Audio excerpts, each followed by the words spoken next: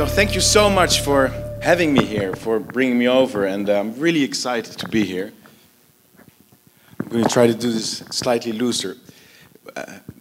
The Dutch poet Menno Wickman says that the sun, the beauty of the sun, would never have occurred to him if it didn't set every night.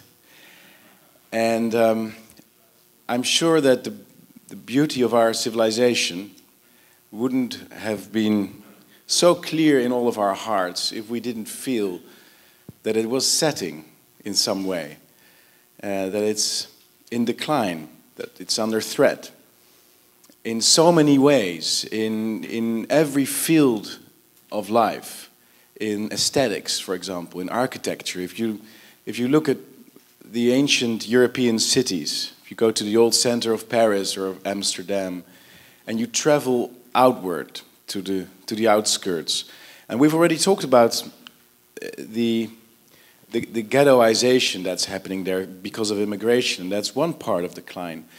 But merely the buildings that we're capable of building today, compared with the things we used to build in ages when we didn't have a fraction of the technologies that we have today. It's very, very remarkable, the dazzling decline that we're witnessing amongst us. The decline in manners, in music, the quality of the music that we're producing today is just absolutely nothing compared to Schumann and Beethoven and the great composers of our past. And also economically. I was talking about this with my Dutch friend. I'm here with Rolf Dekker, who's sitting here, who is involved with the academic institution of our party. I'll tell a little bit more about his work later in my speech. But we were talking about the generation of his parents and also the generation of my grandparents. With one teacher, the man being a teacher, being able to provide for 4 children, live in a proper, decent house in a nice neighborhood, have a car, have 1 or 2 holidays every year. This was a very well possible way of living in Europe, and I'm sure in the US as well, up until the 1980s. And what has happened to us now? That it's impossible, even for both parents having a full-time job, simply to buy a house in the Netherlands now, simply to sustain a two-children family household. And we've talked about declining birth rates, of course, but the economic aspect of this decline I think is rarely studied, because we continue to praise ourselves that we have mobile phones now and we have, whatever, the internet and other gadgets that make us feel like there's an increase in our welfare and our economic capabilities. But I'm not sure that's actually true, that actually holds true. If you look over a period of several decades, I think the average household has experienced a very steep, a very significant, and very worrying decline. So this decline, which is so omnipresent, was the first thing really that I realized when I started thinking about the world. I grew up in a very protected environment, playing the piano mostly, preparing for what would be hopefully a life of beauty and art. And as I started to go to college, I was 18 years old, the very first day of my college life was September 11th, 2001. Quite a start. And gradually, as I started thinking more about what was going on in the world, I had the experience that one of the people that I started reading at that time, Roger Scruton, describes in his autobiography, Gentle Regrets. He is in Paris in May 1968, and he's studying philosophy. And he's sitting in his small student room looking out over the boulevards where the students are rioting and bullying police officers. And he says, he writes in this beautiful book, he says, whatever they'd believe, I decided I would believe the opposite. And that's how, during my 20s, I gradually became more involved in politics and more of an activist, called to the front, as it were, to defend the things that were so omnipresent and so self-evident in my childhood. And I decided that more arguments should be written. So I published a number of books in Dutch. Unfortunately, only one has been translated. I'd love to talk more about it over lunch with you. But to write and to try to organize people around the right causes. And then I set up a movement, Forum for Democracy, which started off in 2014 as a think tank. An American-style think tank organizing meetings such as these. And then in September 2016, I turned it into a political party, got elected into parliament in March 2017, and at the next general elections, which were in March 2019, so half a year ago, those were elections for the Senate, not for parliament, but we turned out the largest party in the country. And so we had a magnificent success. We experienced an incredible electoral victory, and also a very interesting mechanism, which is something that the gentleman before me have talked about, which is the ways in which the established powers then reconvene to defend themselves. All kinds of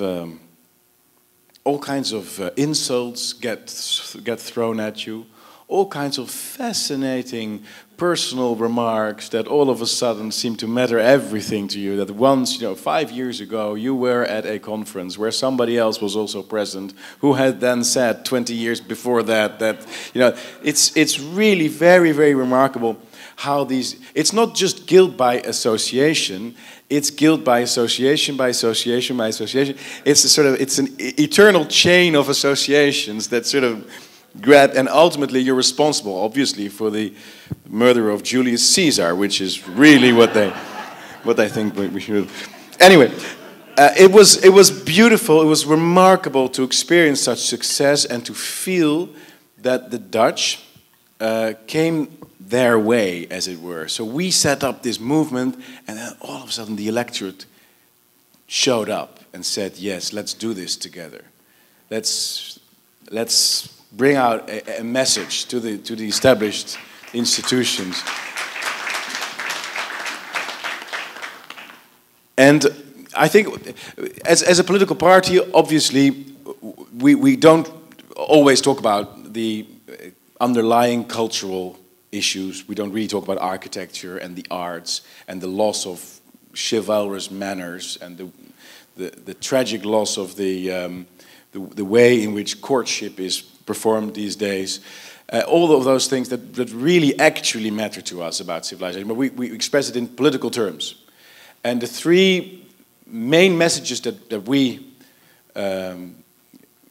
talk about in our party and in our conferences and in parliament are mass immigration, obviously, multiculturalism, the way in which our identities are being diluted through continuous flows of immigration, and even when people that have been offered asylum in the Netherlands, such as the Syrians, for example, could easily be helped to go back to their countries. Government is unwilling to do anything about it and prefers to give them a permanent residence so they can bring over their families, so they can become Dutch citizens ad infinitum.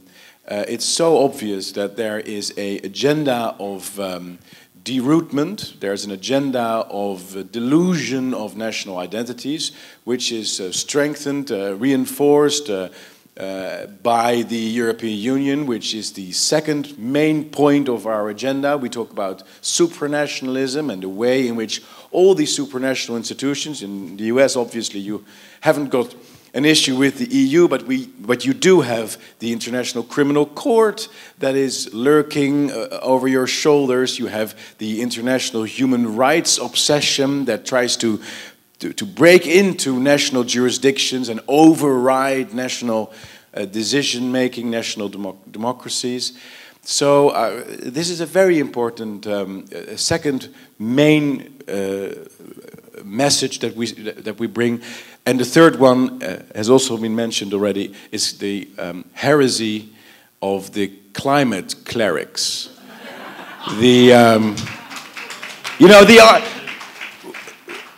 I think quite rightly, my friend Michel complained that nobody knows the stories of the religious stories of the Bible anymore. But there's one story that seems to have returned to us, which is the story of the Ark of Noah, isn't it? Rising floods because of our sins. We have to repent because otherwise the seas will come and take us. And that is, and they even use child soldiers, right? Child soldiers. We have the geeky Greta, who is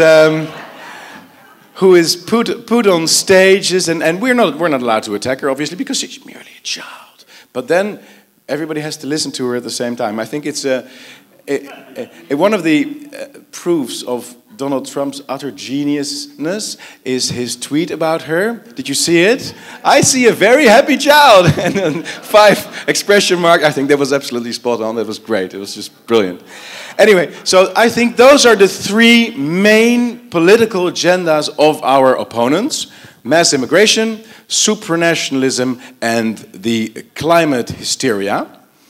And all those 3 movements stem from a single vision of the future, which is one where the bourgeois state, the bourgeois society no longer exists, where we will be uprooted, where we will no longer be any identifiable nation or any identifiable family even, but we will be individuals completely disconnected from every historical tie, every horizontal social tie. And the mass immigration obviously is bringing this about by making it impossible even to talk about national identity anymore. Universities in the Netherlands no longer teach in Dutch. It is now the master's degrees in the Netherlands are no longer taught in Dutch. It is a stated vision of our current government that all of our higher educated people should be thinking firstly in and expressing themselves in the international language, which, as much as I love being with British and American friends and love speaking English, I think is a tremendous loss, and it's a terrible tragedy. But also because of the European Union and other steps towards global government, weakening every ability we might have to have functioning democracies. And then thirdly, let's say the final blow of their agenda, the climate thing, which makes it necessary for all of us to accept a quasi-socialist world government that can decide what kind of meat, or even if we're allowed to eat meat anymore, what kind of vegetation, what kind of agriculture, what kind of social policies.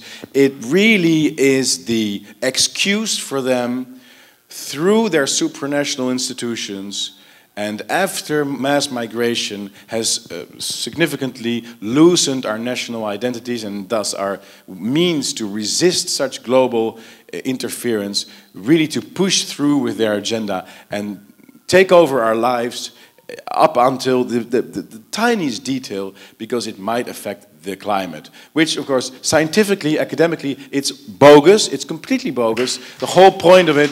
But even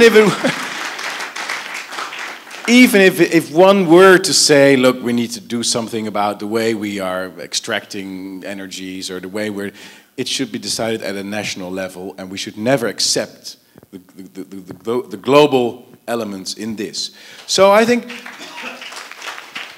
if we move one level deeper then, if this is the vision of our opponents, what does it really come from? And my view is that the philosopher Theodor Adorno, who was already mentioned before, also didn't write just the book with Horkheimer, together with Horkheimer, The Dialectic of the Enlightenment, but also another book which is perhaps just as important, the twin book to that book, as it were, which is called The Authoritarian Personality.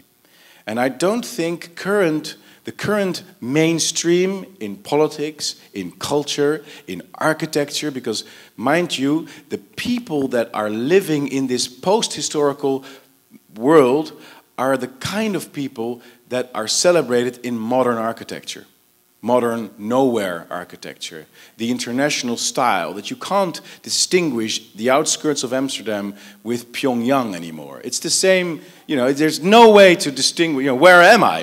Am I in Amsterdam or am I in Pyongyang? It's the same thing. It's a nowhere world that we're creating through modern architecture, and all are part of the same philosophy, I think, which is the philosophy of creating an anti-authoritarian personality, non-authoritarian personality, which was celebrated by Adorno and Horkheimer and other philosophers of the Frankfurt School. And they presented the argument for that new personality in the other book about the dialectic of the Enlightenment, obviously. But they've really set out their vision of a post-identity humanity.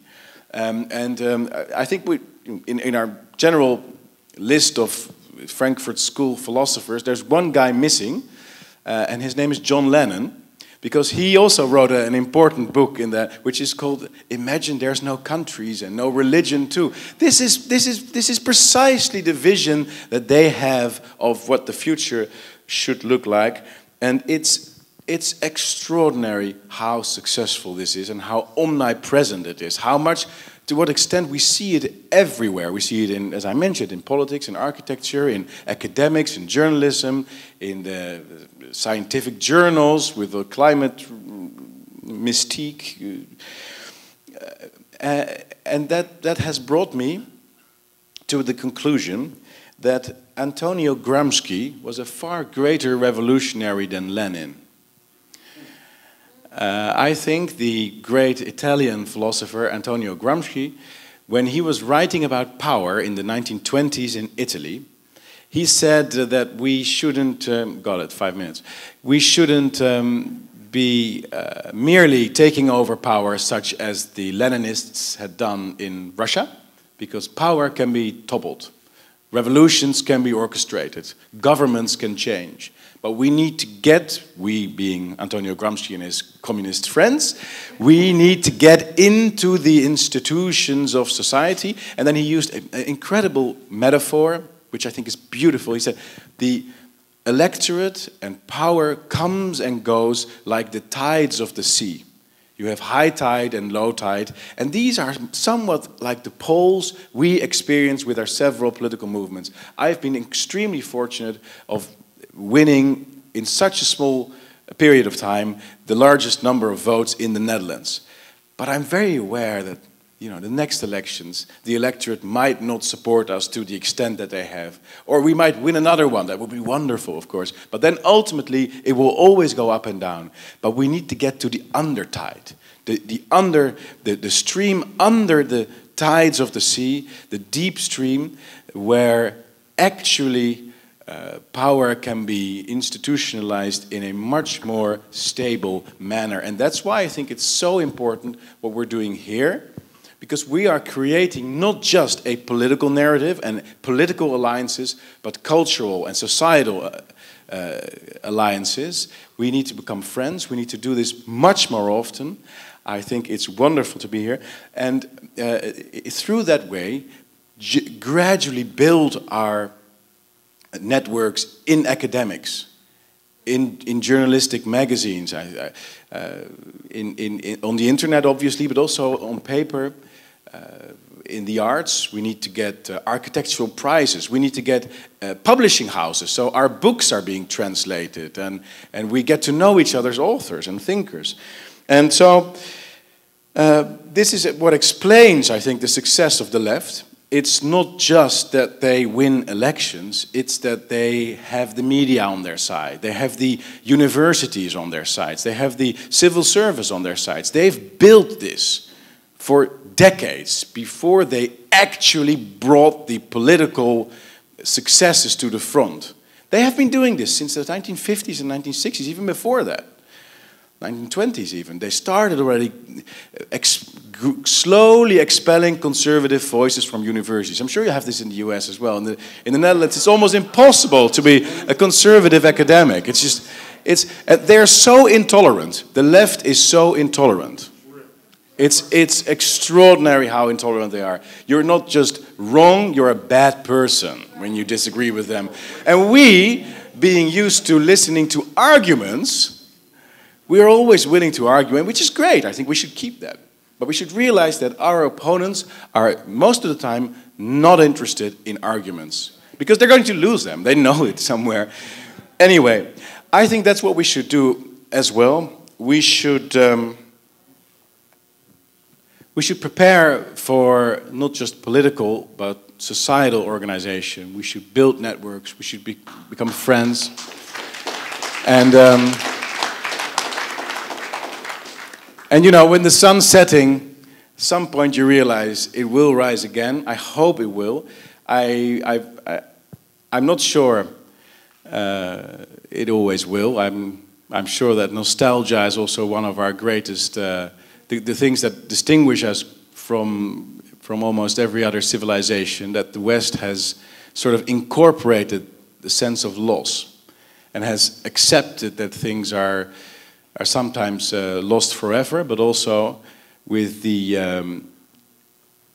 resurrection being the central thought of the Christian religion, has always kept the feeling that something that has been thought to be lost forever can reawaken. And the final thought maybe is that one of such reawakenings was obviously the Italian Renaissance. And the Italian Renaissance started in Italy, but in the city-states of Italy. And there might be a reason for that, which is that perhaps to some extent small governing units, or small units in general, can nurture innovative change much better than large units. This is perhaps one of the extraordinary explanations for Europe's success, that we have never really been brought under centralized rule, other than, for example, Russia or China. And precisely the competition between our several nations brought such innovative force to us. Well, that existed to an incredible extent in northern Italy around the time of the Renaissance. And then, allow me to be slightly patriotic, if you look at Europe today, which country compares mostly to the Italian city-states of the Renaissance? It's our small Netherlands. And I hope that the Netherlands will be one of the countries in the forefront of this movement of renaissance, of reawakening, of resurrection of our sense of pride, our sense of culture, our sense of togetherness. And I thank you so much for having me. I thank you for listening to me. And I hope to meet all of you in person today. Thank you.